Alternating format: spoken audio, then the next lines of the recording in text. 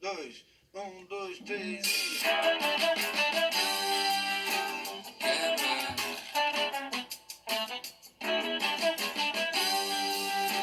Quebra. Pessoinhas, tudo bem com vocês? Marcelo Lapa aqui. Vamos falar agora sobre Crise de 29, né? Começando com a música de Wilson Simonal, ou melhor, Wilson Simoninho, o filho dele. A gente vai falar um pouquinho sobre esse momento tão nefasto da história do capitalismo, da história do modelo liberal, tá? Que vai ser essa crise de 29, que vai acontecer em 1929, né? Tô que chama crise de 29, 1929, né? Retardado o professor. O que está acontecendo, né? Vamos contextualizar primeiro, entender quais foram as situações que levaram a essa crise. Primeira coisa, a gente vai ter os chamados anos loucos, né? Os loucos anos 20, que vão ser um período de extrema efervescência cultural, onde uma série de descobertas tecnológicas, um processo de consumismo cada vez mais forte, a implantação do jazz, uma série de coisas vão levar as pessoas para um período de mágico da história da humanidade, em que eles vão achar que eles são invencíveis, que eles podem fazer aquilo que eles querem, né? As mulheres vão passar por um processo de libertação muito forte e tudo mais. Mas o que a gente tem que saber, né? Que nos Estados Unidos eles vão passar por um processo de crescimento econômico muito forte desde antes da Primeira Guerra Mundial, né, ali no final do século XIX. Durante a Primeira Guerra, eles vão lucrar pra caramba com essa Primeira Guerra e depois da guerra eles vão estar lotados de dinheiro. Consequentemente, os americanos vão estar extremamente ricos e toda uma sociedade vai se moldar em torno dessa riqueza norte-americana, né? E juntando com aquele modelo de pensamento americano que vinha lá do século XVIII, do século XIX, que vai ser o modelo que a gente vai chamar de American Way of Life, o estilo de vida norte-americano. E esse estilo de vida norte-americano vai estar baseado em uma série de coisas. Entre elas, a gente vai ter o consumismo, a questão do materialismo, a questão da riqueza vai ser de extrema importância, né? A gente tem que entender que é uma sociedade de base puritana, de base calvinista, em que não vê problema no que se refere à riqueza. A gente vai ter a questão do liberalismo econômico, que vai ser de extrema importância para a gente poder entender essa sociedade, uma sociedade baseada na meritocracia, onde acredita que se uma pessoa tem riqueza, se uma pessoa conseguiu chegar aonde eles queriam chegar, né, que é se tornar ricos, é porque ela conseguiu isso através do trabalho, é mérito da pessoa. Então, isso é uma das bases do pensamento individualista norte-americano, que vai ser um dos princípios básicos para a gente poder entender os Estados Unidos. Além disso, a gente vai ter um modelo de sociedade baseado em uma família, que vai ser uma família padrão norte-americana, que vai ser uma família branca, vai ser uma família cristã, normalmente protestante, né? O catolicismo ele é restrito às minorias nos Estados Unidos. Uma família tranquila e feliz, né? E essa felicidade vai se basear principalmente na figura do marido provedor e da mulher submissa, em que o marido cabe levar a riqueza para a família e a mulher cabe a se submeter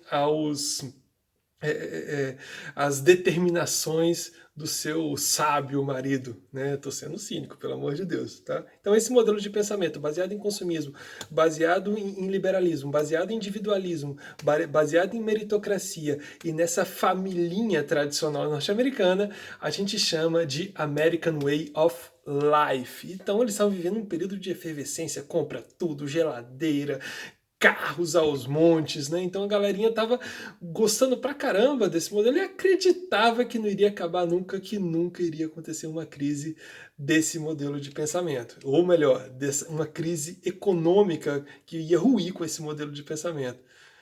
Eles estavam errados, tá? Que iria acontecer sim. Ali por volta do final do século XX, da década de 20, a gente vai ter um período de recuperação econômica da Europa.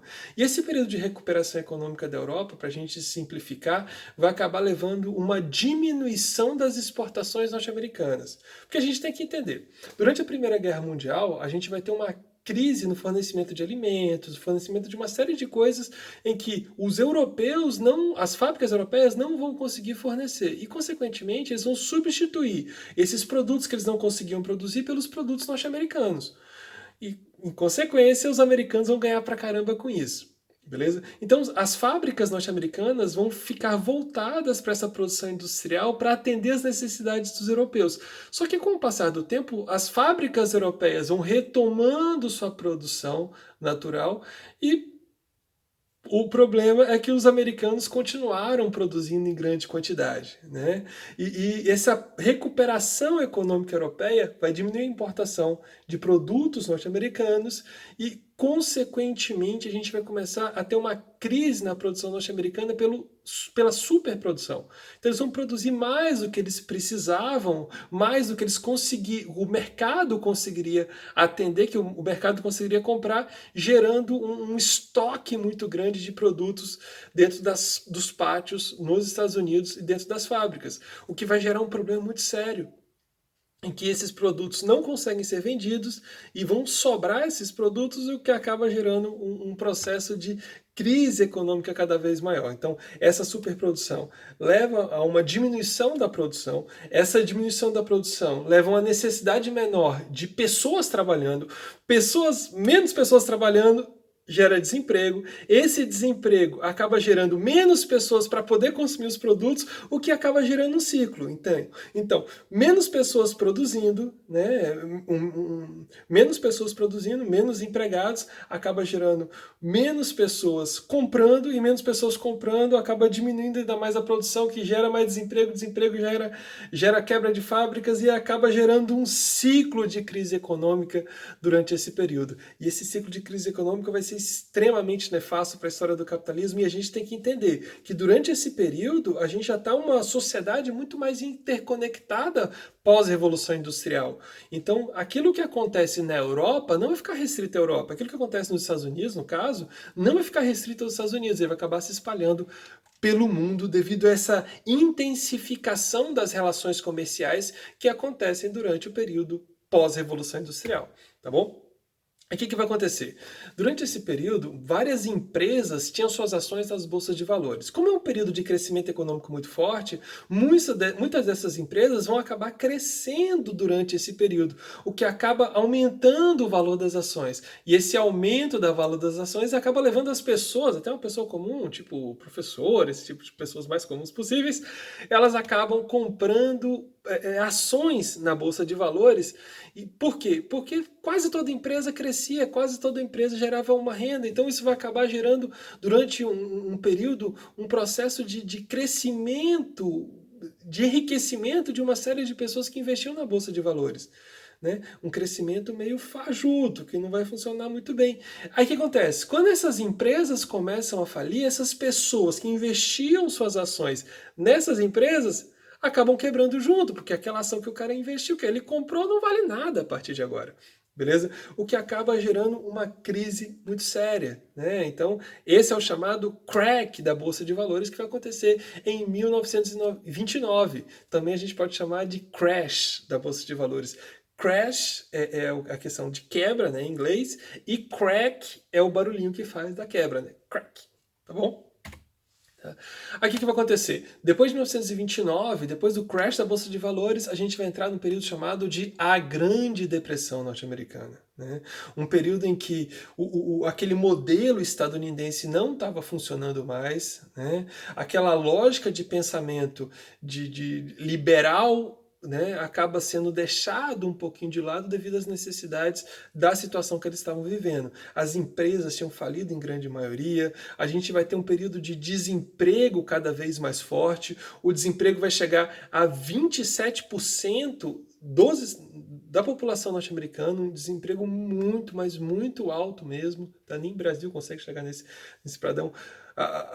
Essa crise vai começar a se espalhar para outros países, porque a gente tem um comércio já todo interconectado, né? Uma crise nos Estados Unidos, o o país com uma grande riqueza durante aquele período acaba gerando uma crise em outros países. A Inglaterra vai ter uma queda e um aumento do desemprego na casa dos 22%. A Alemanha, que já tinha sofrido as consequências do pós-guerra, principalmente com a assinatura do Tratado de Versalhes, que vai ser terrível para a Alemanha, vai chegar a 44% de desemprego. Eles vão chegar no fundo do poço. E fundo do poço gera a revolução, né? Que eu contei para vocês quando eu falei sobre Revolução Russa. Quem quiser, assista um pouquinho aí. Mas aí vão gerar uma crise, depois a gente vai ver um tal de nazismo surgindo por ali, não vai ser à toa. E o Brasil também vai sofrer consequências dessa crise, né? As consequências imediatas, a gente vai ter uma queda na produção do Brasil, a gente vai ter um problema muito sério, tá? E alguns produtos que não são considerados artigos importantes, tipo o café, vão começar a ter uma crise cafeeira durante esse período, mas devido às necessidades, esses cafeicultores que tinham recursos, eles começam a diversificar sua produção e começam a investir em outras coisas. Eles vão começar a investir principalmente em indústrias, num processo de substituição dos produtos importados. Como não estava vindo mais produto importado, porque as fábricas tinham falido lá na Europa, tinham falido nos Estados Unidos, então aqui a gente vai ter que produzir esse produto. Então essa crise mundial acaba gerando uma necessidade de um processo de surgimento de indústrias aqui no nosso país. Não estou falando de revolução industrial, pelo amor de Deus, no Brasil. Isso aqui não acontece, não. Aqui é país agrário do mesmo jeito como sempre foi. Mas a gente vai ter um processo de surgimento de algumas indústrias por aqui, num modelo que a gente chama de substituição de importação, beleza? Por produção local, tá bom? Então, vai ser muito terrível essa chamada Grande Depressão nos Estados Unidos. E os americanos, para tentar resolver esse problema, principalmente um cara conhecido como Franklin Delano Roosevelt, que era o presidente dos Estados Unidos, depois vocês deem uma olhada na história dele, é top, é bem legal. Tá? Roosevelt ele vai propor um modelo de recuperação econômica que vai ficar conhecido como New Deal, né, que é um novo acordo econômico. Nesse New Deal ele vai prever, primeiro, jogar fora aquele modelo liberal, né, e a partir de agora eles vão intervir diretamente na economia para reorganizar essa economia que estava com problema. Tipo esse modelo que a gente está vendo agora, né, em função do coronavírus, que a gente está tendo essa crise econômica, o governo ele deixa, apesar do discurso liberal, ele deixa esse modelo liberal de lado devido às necessidades atuais. Então aí começa uma política intervencionista de investimento direto do governo no setor privado. Beleza? Então tem uma transferência direta de recursos para esse setor privado devido às necessidades da situação do momento específico, né? Então a gente vai ter também um processo de controle de preços, tá? Então eles vão determinar os preços específicos para não ter inflação e não ter queda muito grande.